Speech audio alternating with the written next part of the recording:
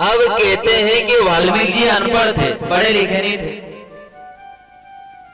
अब उनके दिमाग में सही से वो नाम बैठा नहीं कि नाम है क्या।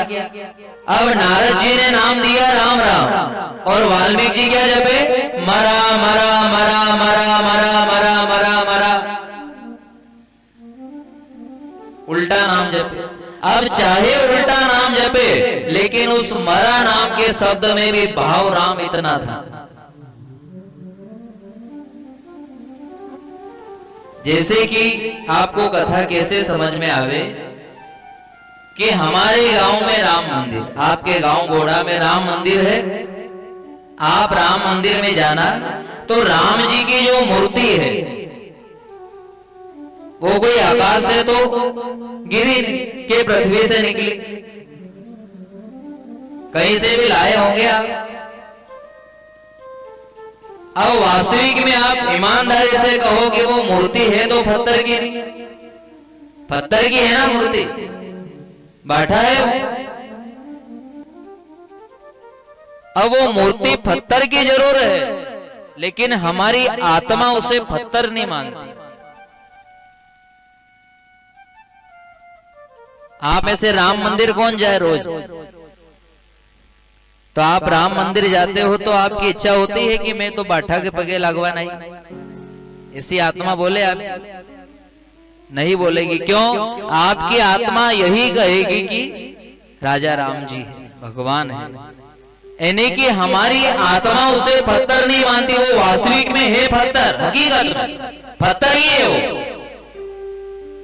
वो पत्थर है, लेकिन हमारी आत्मा उसे पत्थर नहीं मानती। और भगवान कह रहे हैं कि जो भक्त मुझे जिस रूप में देखेगा मैं उस रूप में उसको स्वीकार करूंगा। अगर इसने पत्थर के अंदर देखा है तो मैं पत्थर के अंदर भी आ जाऊंगा और इसकी मनोकामना पूर्ण कर दूंगा। विश्वास से कम फलदायक। चाहे वाल्मीकि उल्टा नाम जपे, मरा मरा मरा मरा मरा, लेकिन भाव राम नाम शब्द इतना है तो उल्टा नाम जपे जग जाना, वाल्मीकि भय ब्रह्म समाना। विचार करो कि उल्टे नाम जपने वाले भी बहु से पार चले गए, तो हम तो सीधे नाम जप रहे, फिर भी भगवान कृपा नहीं कर रहा। तो इसका मतलब यह है कि हम नाम तो जप रहे हैं लेकिन भाव नहीं है, भाव नहीं। और सत्संग से जुड़कर भगवान से यही कहना है, वो शांति कहाँ मिलेगी कि जिससे हमें विश्वास हो जाए कि मेरा गोविंद जरूर आएगा। विश्वास की डोर पक्की रखना, विश्वास की डोर कहीं टूट नहीं जाए। व्यास जी महाराज ने 4 वेद 6 शास्त्र 18 पुराण की रचना करी। नारद जी मिले और इस भागवत कथा की रचना करने वाले यानी कि इसको लिखने वाले गणेश जी। कौन है? गणेश जी, वो लेखक है।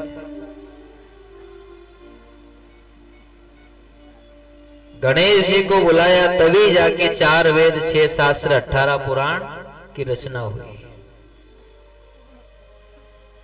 नारद जी ने पूछा कि सतयुग में 4 वेद 6 शास्त्र 18 पुराण की रचना नहीं करी, त्रेता युग में भी नहीं हुई, द्वापर युग में भी ये व्यवस्था नहीं हुई, लेकिन कलयुग में ये व्यवस्था क्यों करी?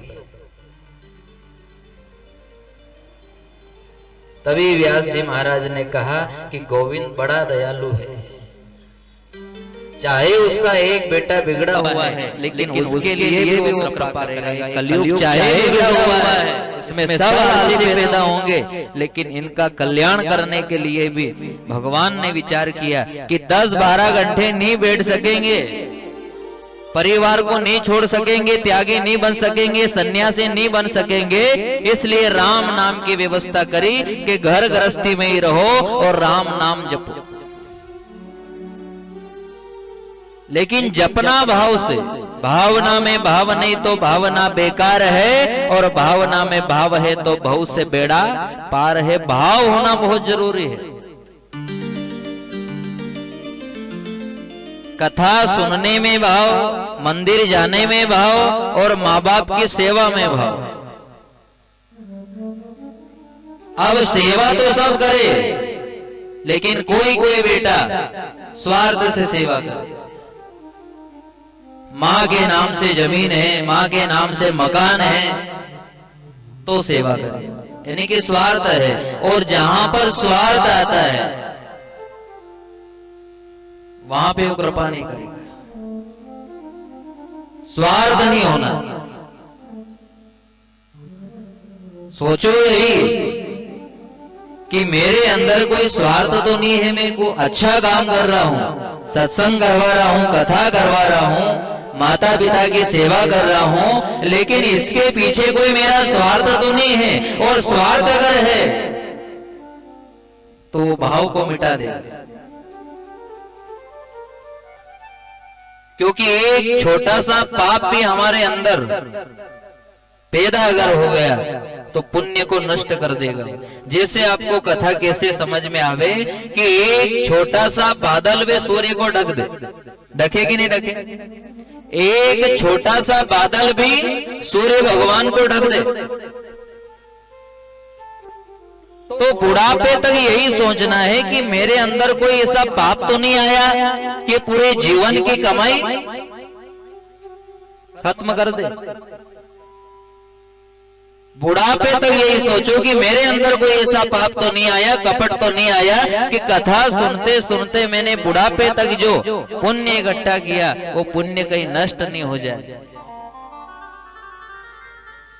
क्योंकि याद रखना, आपके हजारों गुणों को एक अवगुण कचरे में मिला देगा। एक अवगुण जिंदगी भर भगवान की सेवा करी, सत्संग करवाया, गांव के लोगों ने नाम तक रख दिया भगत जी भगत जी भगत जी भगत जी भगत जी। अब भगत जी का बुढ़ापा आ गया और बुढ़ापे में भगत जी से कुछ गलती हो गई तो लोग क्या कहेंगे? वो यूं नहीं कहेंगे कि जीवन भर कथा करवाई है, अच्छे काम किए। नहीं, एक अवगुण ने जिंदगी भर की कमाई को नरक में डाल दिया। श्री व्यास जी महाराज कहते हैं नारद जी से कि ये 4 वेद 6 शास्त्र 18 पुराण ये कलयुग के नर नारी के लिए इसकी रचना हुई है। इन कथाओं को सुन के आप विचार करो कि मैं पाप तो कर रहा हूं लेकिन इस पाप से मैं बचूंगा नहीं। कल की कथा में भी आपको बताया था कि ये जो जीवन मिला है ये आखिरी जीवन है, ये पाप करने के लिए नहीं है, ये पाप को मिटाने के लिए। समझ रहे हो कथा को? ये आखिरी जीवन मिला है, ये पाप करने के लिए नहीं, ये पाप को मिटाने के लिए है कि लग 84 योनि में जो हम पाप का बाहर बढ़ा कर आए हैं, तो भगवान ने हमें आखिरी जन्म दिया है कि इतने अच्छे कर्म कर, इतने भजन कर, इतने भाव से सत्संग सुन, इतने भाव से तू तीर्थों में जा, भाव से मंदिर में जा, भाव से माता पिता की सेवा कर, भाव से गौ माता साधु संत ब्राह्मण की सेवा कर, तो जितने भी पुण्य तू करेगा इससे जो लग 84 योनि का पाप है वो खत्म हो जाएगा।